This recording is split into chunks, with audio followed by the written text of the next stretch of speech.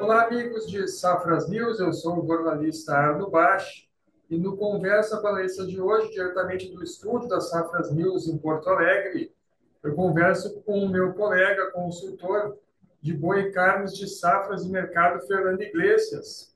Na edição de hoje, a gente vai avaliar as oportunidades que podem vir a surgir com as taxações, com as guerras comerciais que os Estados Unidos pretendem implantar junto aos principais mercados parceiros deles, como China, México e Canadá.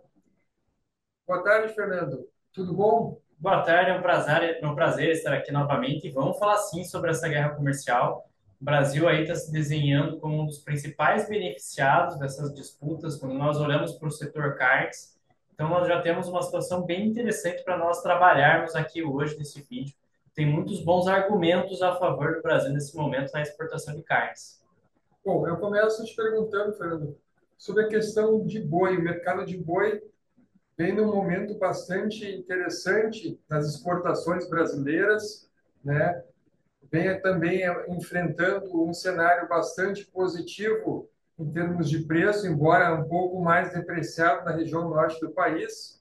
Mas como é que tu vês assim esse cenário norte-americano de possíveis taxações por parte dos parceiros comerciais para o setor carnes, Fernando? Tá, vamos começar falando sobre essa questão dos Estados Unidos, essa nova política que o governo Trump está adotando. Nós iniciamos uma semana muito tensa, né? Depois, no final de semana, Donald Trump havia anunciado ali que ia impor tarifas sobre Canadá e sobre México. Na própria segunda-feira, isso já se desenrolou, já se resolveu. Chegaram num acordo e uma trégua foi estabelecida ali de 30 dias sem tarifas. Então, o grande ponto é o seguinte: tanto o México quanto o Canadá têm um trânsito facilitado de carnes ali pela fronteira. Os Estados Unidos conseguem fornecer muito facilmente proteínas, até com os acordos do NAFTA, que foram firmados anos atrás. Então, a perspectiva para você fornecer proteínas de origem animal é muito favorável para os Estados Unidos. E o México compra grandes volumes de carne. A gente sabe disso. A partir do momento que os Estados Unidos endureceram as tratativas com o México e Canadá, é muito provável que o México, que o Canadá passem a buscar proteínas aqui no mercado brasileiro. Só para dar uma noção para quem está nos acompanhando, o Brasil firmou um acordo recentemente com o México que facilita a entrada de determinados produtos no mercado mexicano, a exemplo de carne de frango, carne suína, ovos e também arroz. A ideia é garantir a segurança alimentar da população mexicana. Então, não seria surpreendente se, num caso de acirramento dessas tensões, o México viesse buscar carne aqui no mercado brasileiro, né? Seria um caminho lógico para se seguir você buscar carnes aqui no Brasil. O Brasil é extremamente competitivo hoje, quando nós olhamos ali para o contexto global. E a China, ela já tem uma predisposição a buscar carnes aqui no Brasil, a concentrar compras no Brasil agora em 2025. Tá? Então, essas tensões comerciais podem levar ainda mais a China a comprar produtos aqui do Brasil, quando a gente fala de setor carnes. Então, o contexto geopolítico é muito favorável. E aí, o que a gente escuta muito é: mas e se os Estados Unidos tarifar o Brasil? Na carne bovina, isso não é um risco. O Brasil tem uma cota de exportação de 65 mil toneladas, já foi toda preenchida agora em janeiro. O Brasil já superou essa cota de exportação agora em janeiro. E, além dessa cota, a tarifação, a tarifa imposta pelos Estados Unidos é de mais de 20%, uma alíquota superior a 20%. E, mesmo assim, o Brasil deve continuar vendendo grandes volumes com destino nos Estados Unidos. Estados Unidos com uma posição do rebanho muito complicada, muito difícil, e, por conta disso, vai ter que aí buscar carnes aqui no mercado brasileiro ao longo de toda essa temporada, todo esse ano de 2025. Essa vai ser uma característica muito presente aqui ao longo do ano. Os Estados Unidos vai enfrentar dificuldades na produção de carne e vai ter que trazer carne aqui do Brasil. Certo. Bom, falando em carnes, eu falo também que sobre outros produtos de Safras Mercado, você pode ter informações acessando o site de Safras, em safras.com.br. Lá também você pode obter uma demonstração gratuita da plataforma Safras, que contém as mais completas informações do agro brasileiro e internacional. A cada dia você pode ter acesso também um novo vídeo de Safras e Mercado sobre os diversos produtos que a consultoria Safras e os jornalistas de Safras trabalham. Acesse o canal de Safras no YouTube, inscreva-se para receber as notificações do canal de Safras e Safras TV e lá fique por dentro de um novo vídeo a cada dia. Bom, Fernando, continuando a nossa entrevista, no Conversa Valência de hoje, eu te pergunto como é que andam os preços do boi nessa primeira semana de fevereiro, Fernando. Bom, vamos compartilhar a tela aqui para a nossa audiência, né? Para vocês acompanharem pela nossa plataforma Safras. Em São Paulo, as negociações estão acontecendo ali na média do estado, entre 330 até 335. Hoje já vai ter mudanças. Hoje nós já vimos 335 à vista, que chegaria ali a 340 a prazo no mercado paulista. Então nós temos ali um preço que vai subindo aos pouquinhos em São Paulo. O que acontece? As escalas estão apertadas. Nós estamos numa semana em que entra a massa salarial na economia e com essa entrada dos salários na economia, nós teremos ali um incentivo à reposição ao longo da cadeia produtiva. Nós já percebemos alta dos preços da carne nessa primeira semana de fevereiro. E, lógico, nós temos que também considerar que os cortes do traseiro bovino não devem ser beneficiados por esse reajuste em primeiro momento. Isso vai ficar concentrado nos cortes do dianteiro e da ponta de agulha, que são os cortes mais acessíveis quando nós olhamos para o mercado do boi gordo. É importante a gente pontuar outro aspecto aqui, tá, gente? Quando nós olhamos aqui para a região norte, vou descer aqui um pouquinho na plataforma, aqui a gente está em Goiás já, né? Mato Grosso do Sul. Mato Grosso também é um estado de muita firmeza de preços. O diferencial de base de São Paulo para o Mato Grosso está no menor nível histórico, então os preços do Mato Grosso estão bastante altos. Nós temos uma dificuldade adicional no mercado mato-grossense, que chove muito, então é muito difícil você transportar os animais no mercado mato-grossense agora, com essa dificuldade logística também. Como vocês devem acompanhar aqui nos nossos outros vídeos do canal, esse excesso de chuva também está prejudicando a evolução do trabalho de campo, né? Da colheita da soja, por exemplo, também vai dificultar no transporte de animais, tá?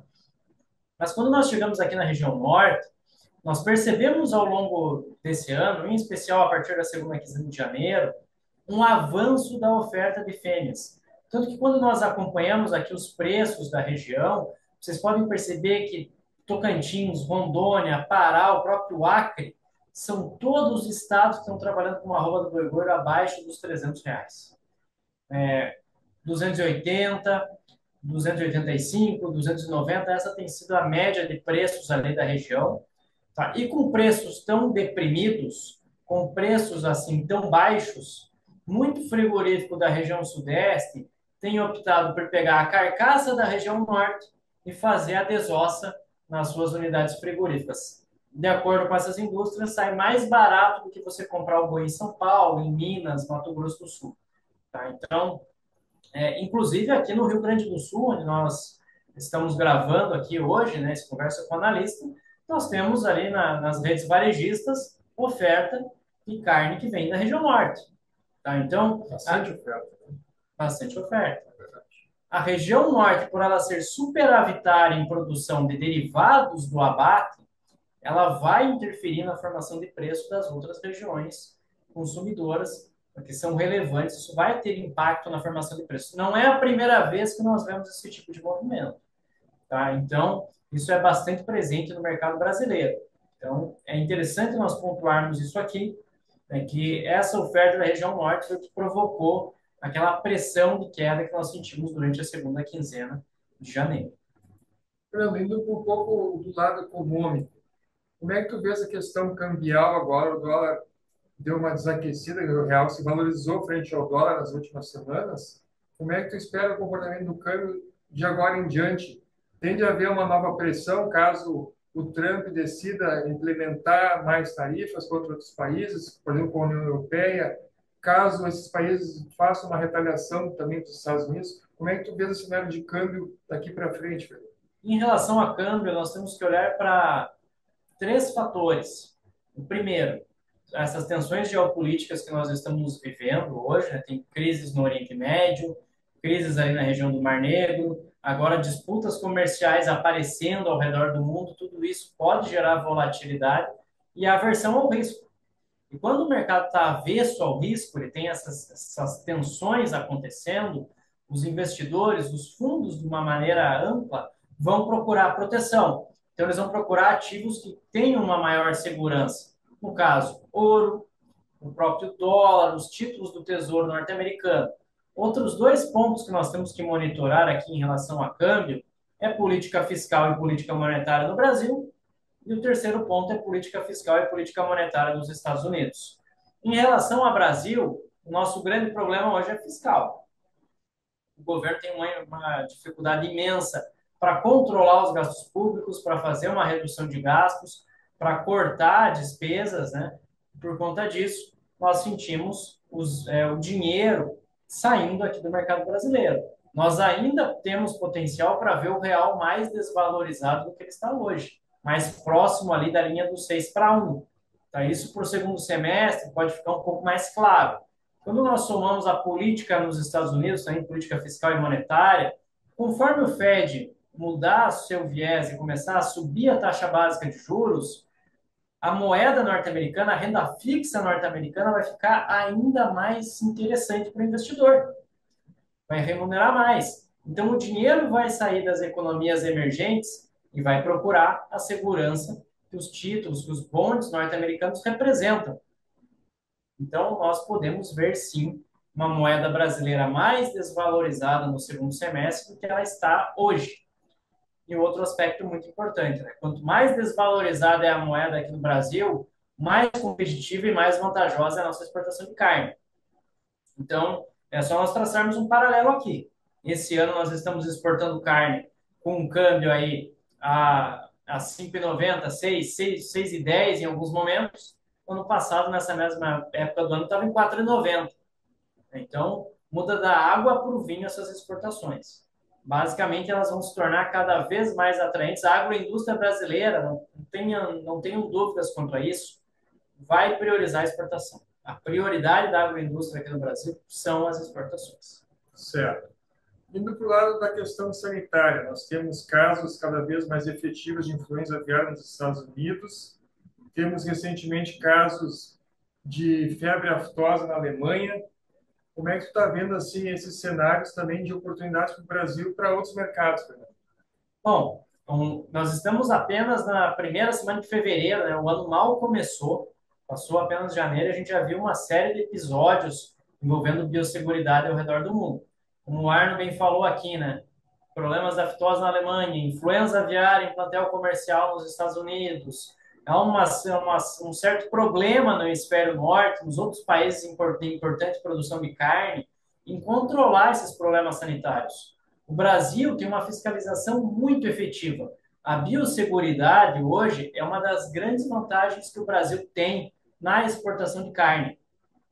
Então, basicamente, isso coloca um selo de qualidade imenso sobre as carnes aqui do Brasil e aumenta ainda mais a nossa competitividade. Com esse selo de qualidade, nós fornecemos carnes para os mercados mais exigentes em escala global e isso tende a se manter aí ao longo desse ano. O Brasil tem que manter, lógico, a vigilância. É sempre bom nós frisarmos aqui, né? Essas questões de sanidade animal, elas vão gerar desafios e vão gerar oportunidades aqui para o Brasil. Ao longo dessa década, geraram muito mais oportunidades do que desafios.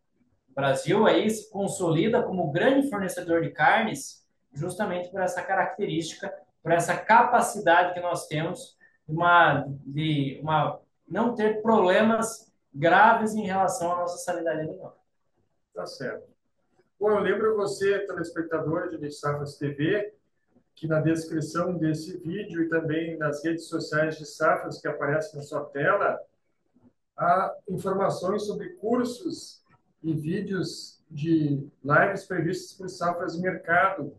Eu destaco os cursos mais recentes que são previstos por Safras. No dia 11 e 12 de fevereiro, nós teremos o curso online Trade School aplicado aos mercados de milho e soja, com o consultor e analista Paulo Molinari.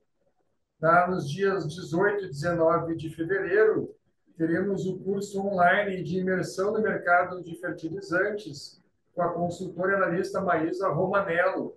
E também teremos ainda no mês de fevereiro, dia 26, uma live bastante interessante, trazendo informações bem expressivas sobre como será o mercado de café no Brasil em 2025, com o consultor e analista Gil Barabashi. Fernando, eu agradeço muito a tua participação aqui para Safras TV nesse novo Conversa com a Larissa de hoje, trazendo informações sobre o mercado de boi e carnes em geral. E te agradeço mais uma vez, realmente, a participação. Um grande abraço e até uma próxima oportunidade, Fernando. É sempre um prazer participar aqui. Até uma próxima oportunidade. Um grande abraço a todos que nos acompanharam aqui hoje.